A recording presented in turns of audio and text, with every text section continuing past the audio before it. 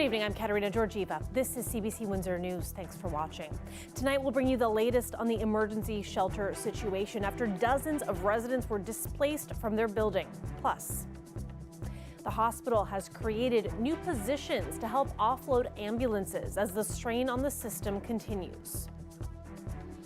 Thousands of people in our city have no family doctor. We look into what could be done to deal with the shortage. And as we approach the holidays, more and more people are turning to food banks than ever before. We begin tonight with the latest on the residents forced out of their downtown apartment building. They'll likely face a long wait before being able to move back in. The city deemed the apartment building at 1616 Olet Avenue unsafe and ordered tenants to leave yesterday. Now, CBC News has learned it could be at least 8 months before they can move back in. CBC's Jennifer LaGrassa joins us live now outside of the John Atkinson Community Center. That's where the city has opened an emergency shelter for residents. Jen, you spoke with people earlier today who are staying there. How are they doing? The people I spoke with today were emotional. Within 24 hours, they were made homeless, ordered to evacuate and take few belongings that they could. They told me that they worry that they won't be allowed back in. My whole life is in there. Stephen Warren is not sure what he'll do if he can't move back home. He's lived at 1616 Olet Avenue for more than 12 years. Though the place hasn't been the best, he says it's what he can afford. How are you feeling today? Sad.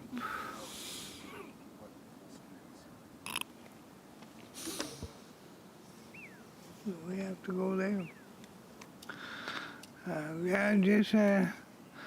It's sad. It's a good building and it's just been neglected. Warren stayed with about 30 other tenants at this emergency shelter last night. Many don't have any other place to go and worry about being kicked out of their apartment. Some of the residents are on social assistance and say affordable rent is what kept them at 1616 Olet. A lot of us are on government income, so it's already hard enough affording the person last month's rent to another place. And when new landlords even hear what building you're from, they want nothing to do with you. Trying to find an apartment, affordable one, the prices are ridiculous, especially when you're on a disability or OW. Residents say that the 120-unit building has been without heat since September, and many haven't had hot water for months. Some say the building also has mold, bed bugs, and water leaks. CBC News has seen photos of the inside of the building with these issues. The City of Windsor's building department says evacuation orders are rare, with it issuing 2 or 3 a year.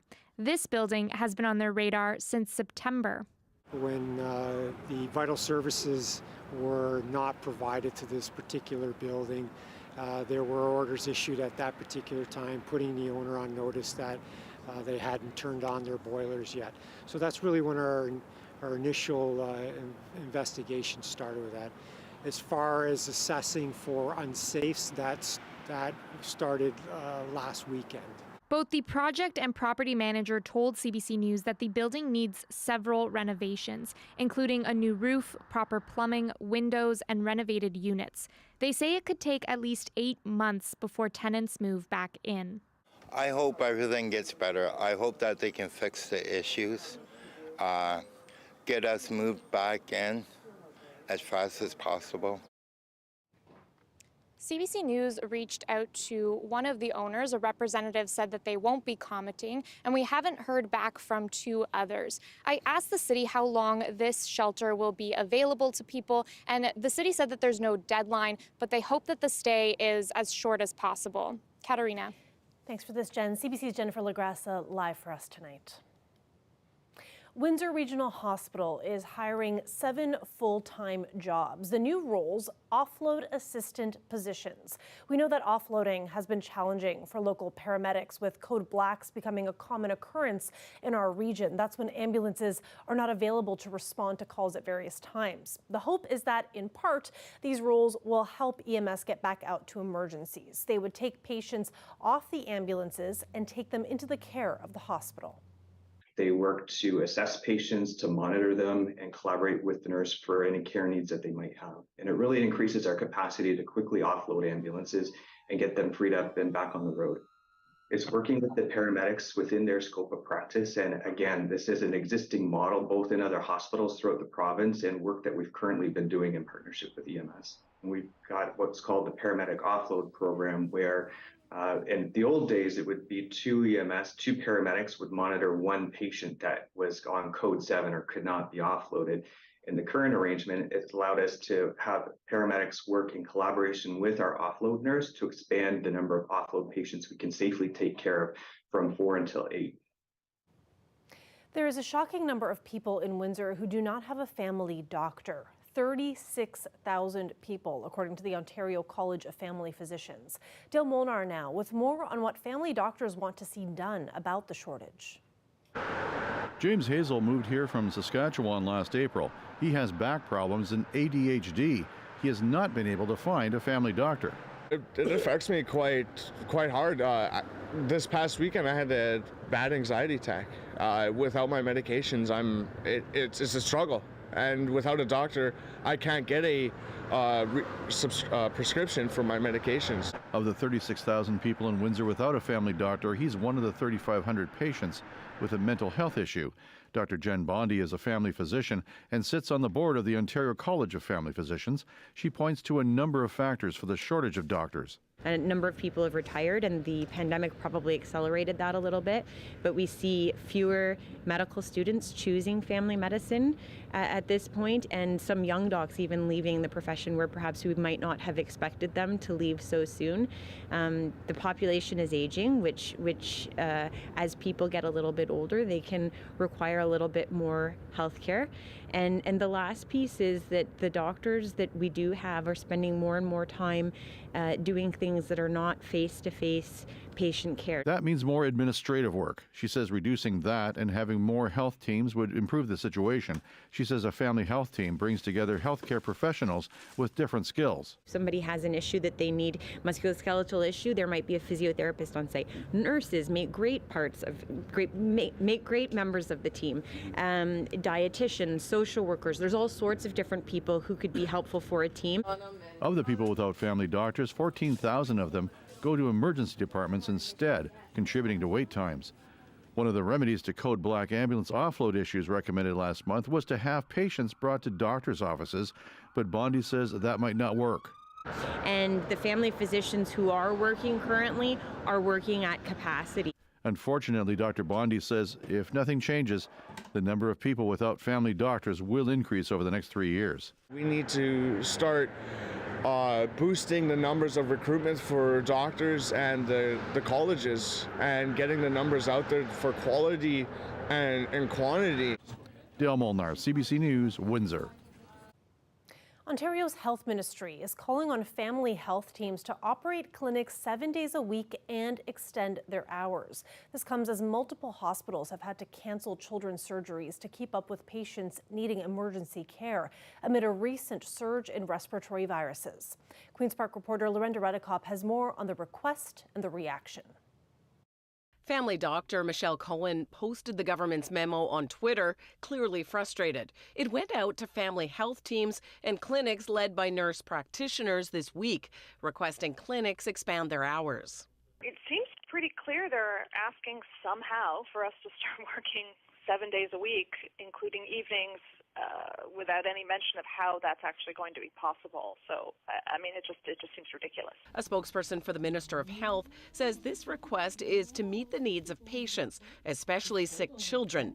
This will help avoid unnecessary visits to hospitals and keep our emergency departments available for those who require urgent care, and says providers will continue to be compensated through OHIP. The Children's Hospital in London is the latest to announce it's cancelling surgeries due to a spike in children suffering from respiratory issues. Plus, ICU patients over 14 are being treated in an adult hospital. To make sure that everyone is working at full capacity so that we have access to the care we need. Here's how the opposition parties responded. I think she's actually gaslighting Ontarians to think that the problem is with primary health care when the government's underinvested in it. I think, frankly, Who has to step up as the Premier? This is a Premier who's ignored the problems that we've been facing, a Premier who has been driving nurses and healthcare workers out of our healthcare system. But the interim Liberal leader sees some positive in trying to expand hours at doctors' offices. I think that's a good idea. I think that's something that greater access to care is a good idea. I would agree with that. Here's the challenge. They're struggling right now because of Bill 124, being able to keep staff that are being lost to private agencies. Dr. Cohen says doctors have already been working all they can. You can't squeeze like blood from a stone. Like we're doing what we can, and there's no more to give at this point. The health ministry responded that this wasn't a directive for family health teams, but an ask and a call to action to help avoid unnecessary visits to the hospital. Lorenda Redicott, CBC News, Toronto. The inquiry into the federal government's use of the Emergencies Act heard testimony from the Attorney General today. It was revealed that David Lametti had brought up the use of the act in the earliest days of the convoy protest in Ottawa, and he testified preparations were needed if the government decided to invoke the legislation. CBC's Olivia Stefanovich has the details. Do you swear that the evidence to be given? The Government of Canada's top lawyer put on the stand and on the defense. I do swear. To face his own words. Unique to yourself, but expressed very, very frankly here, I was stunned by the lack of a multi-layered plan. The inquiry got a rare look at text messages sent in the early days of the convoy by David Lametti, who serves as both Justice Minister and Attorney General. You make again, in stark terms, the observation, slowly is incompetent. I was frustrated, I have to admit. Lametti says that comment about then Ottawa Police Chief Peter Slowly made in the heat of the moment. But it reflects, I think, the fact that my life had been altered by this. My staff was being harassed when they went into work by convoy members. During the first weekend trucks rolled into the nation's capital, Lametti raised the Emergencies Act with his chief of staff. The second or third day of the protest, and your mind goes straight to the Emergencies Act. Can you explain why that came so quickly to your mind? I was being prudent. A few days later, Lametti texted about the Emergencies Act yet again. In case we need it, because the worst scenario would be something explodes and we are not ready to use it because we haven't done the kinds of consultations necessary. He also texted the Public Safety Minister about the need to get the police to move and the Canadian Armed Forces if necessary. How many tanks are you asking for? Said Marco Mendicino. I reckon one will do, replied Lametti. Were you seriously suggesting that CAF be brought in or that there be tanks brought in to Ottawa to deal with the situation? No. This exchange is meant to be a joke between two friends. But by February 13th, conversations turned much more serious. Lametti texted his chief of staff saying, quote, "We are on the inexorable march towards the Emergencies Act." The federal government invoked its historic powers the next day. Olivia Stefanovich, CBC News, Ottawa.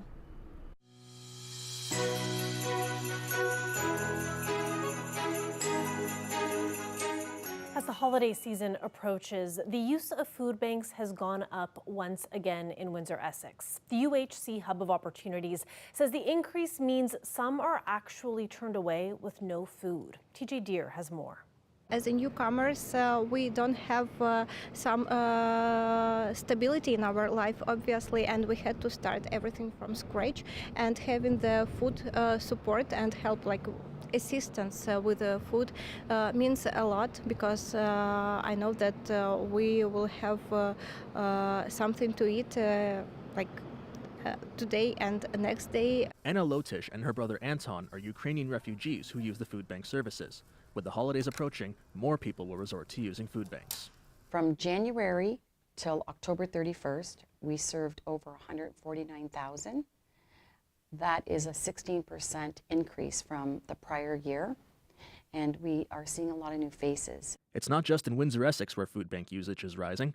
According to an annual report from Food Banks Canada, usage has increased 15% from 12 months ago and 35% more than March 2019. Muir is not surprised at the increase. That tells us that there's a great need, and I really believe it's not going to get better, that people are going to need more help. Volunteers are also noticing the increased use. We're getting a lot of people that need food, in need. So every day we're emptying and refilling the next day. Muir says even the type of food bank client is changing. Residents on fixed incomes and even students are lining up. The lines are so long, people are sometimes turned away with nothing. Muir says it's heartbreaking to see people leave without any food. Now is the time to donate so the shortages are minimized. TJ Deere, CBC News, Windsor. It is time for Sounds of the Season. Yes, it is Sounds of the Season time. We're both excited. Our first Sounds of the Season together, Kat. I can't wait. We can't wait at all, and we're so excited because over the next month, we're going to be sharing stories with you out of our community, about how people are helping one another into the holidays. And we're also going to have live shows where we'll be inviting community members to come join us and see what CBC Windsor is all about during the holiday season. And you can find more information about all this online, cbc.ca/Windsor. We're also going to be raising funds over the next month with everything going towards the Windsor Essex Food Bank Association. Can't wait to share this all with you. Don't miss Sounds of the Season.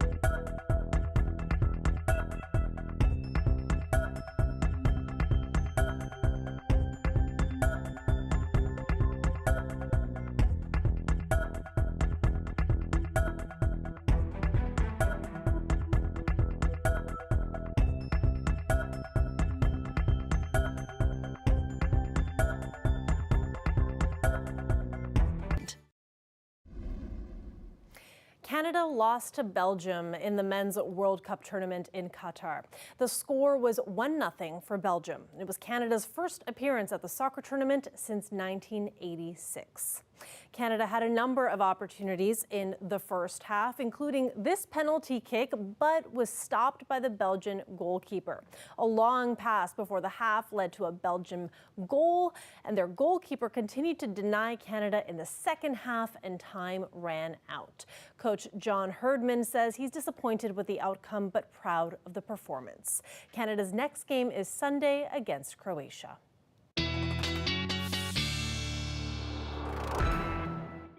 Colette Kennedy is with us now for a look at our weather forecast. And Colette, it was so nice out today that I abandoned my winter coat and I just waltzed around with a vest on today. I think that was a good decision. I think that was the right thing to do. It felt great. Yeah, well, when you've got temperatures in the double digits, then yeah, I really think it begins to feel like you're not going to need that. Our normal high looks like this, 6 degrees, and a normal low of -1. So, okay, it was a cool start, but does it matter that much when we warmed up to, we'll round it up to 11 degrees. Sarnia, by the way, as well, up to 11 degrees. So some nice readings on the thermometers. Cooling down now. Sarnia kind of holding some heat at 6, but 4 for Windsor, 2 for Chatham, Kent at the moment. And it's a quieter night tonight. The wind's fairly light. Just kind of coming in 5 to maybe 10 kilometers an hour. And that poses a bit of a risk because there's just not that much mixing of the atmosphere that we could get into a little bit of fog development. It should be patchy in nature. I would say the more enhanced risk is towards the west end of Lake Ontario or the east end of Lake Erie, but we still have the possibility here through those overnight hours. Now, tomorrow morning, there's going to be some cloud there, but fair weather, mostly in higher level clouds, so it's still a bright sky. That will begin to change into the afternoon, and those clouds are going to thicken up. And there'll be rain showers on the way, but at 5 p.m. just beginning to move in. So maybe the drive home, a few sprinkles here and there. It's not a lot, 5-10 millimeters, and maybe even not that because it's going to move through so quickly. This is now 7 a.m. Friday morning. Yes, we're still contending with some clouds for the start of the day, but not wet conditions. And then we'll break out of that into the afternoon. So it'll have a slightly cooler feel to it, but it's going to turn into a nice day into Friday. And look at your temperatures then through the overnight hours. Here we go, not as cool as it was overnight last night or in the morning hours. So we'll have a better spot to kind of start from as we warm things up. So why don't we do it again? 11 degrees for that high. Late day, though, again, increasing cloudiness and then showers in the evening. And they should be gone by Friday morning. Slightly cooler, there you see it, reflected, still well above seasonal. And then into Saturday, we'll bring back some double digits. You can see the comparison here for outdoor activities. The best day to abandon your coat and get outside, your winter coat, is going to be on Saturday. Soak up that Saturday. Thanks for that, Colette. You're welcome. When we come back, Josiah Sinanen gives us a behind-the-scenes look at preparations for the Santa Claus parade. Stay with us.